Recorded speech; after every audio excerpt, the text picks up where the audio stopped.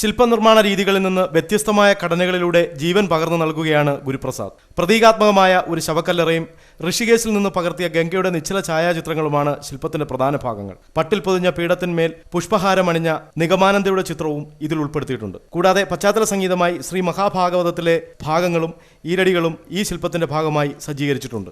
ഭാരതീയ സംസ്കൃതിയുടെ അഥവാ ലോക സംസ്കൃതിയുടെ തന്നെ ഉദ്ഭവം നദികളുടാണെന്നിരിക്കെ നാം നദികളെയും ജലാശയങ്ങളെയും നശിപ്പിക്കാനും മലിനപ്പെടുത്താനും ശ്രമിക്കുന്നതായി ഗുരുപ്രസാദ് പറയുന്നു. ഗംഗയെ കൊല്ലരുത്, മലിനപ്പെടുത്തരുത് എന്നാവശ്യപ്പെടുമ്പോൾ ലോകത്തുള്ള എല്ലാ ജലസ്രോതസ്സുകളെയുമാണ് അതുകൊണ്ട് ഉദ്ദേശിക്കുന്നത് എന്ന ലളിതമായ സന്ദേശം ശില്പി നൽകുന്നു. ഗുരുപ്രസാദിന്റെ വാക്കുകളിലേക്ക്. ഞാൻ ഇവിടെ നടത്തുന്ന ഈ ഇൻസ്റ്റലേഷൻ്റെ പേര് എ റിയൽ ഹ്യൂമൻ റൈറ്റ്.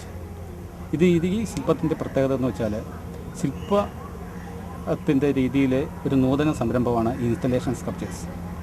ഈ ഇൻസ്റ്റലേഷൻ സ്കൾപ്ചർ കൊണ്ട് ഉദ്ദേശിക്കുന്നത് ഈ ജലത്തിൻ്റെ മാലിന്യം ജനങ്ങളിലെത്തിക്കുക, ജലത്തിൻ്റെ അമൂല്യത ജനങ്ങളിലെത്തിക്കുക എന്നതാണ്.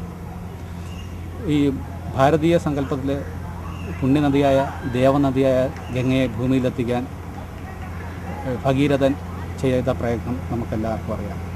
ആ നദിയെ സംരക്ഷിക്കാൻ വേണ്ടി ഈ അടുത്തിടെ, അതായത് ജൂൺ 14-ാം തീയതി അന്തരിച്ച ശ്രീ നിഗമാനന്ദ 115 ദിവസം നിരാകാരം കിടക്കേണ്ടി വന്നു. തിരുവനന്തപുരം ഫൈൻ ആർട്സ് കോളേജിൽ പഠനം പൂർത്തിയാക്കിയ ഗുരുപ്രസാദ് കൊല്ലം തിരുമുല്ലാവാരം സ്വദേശിയാണ്.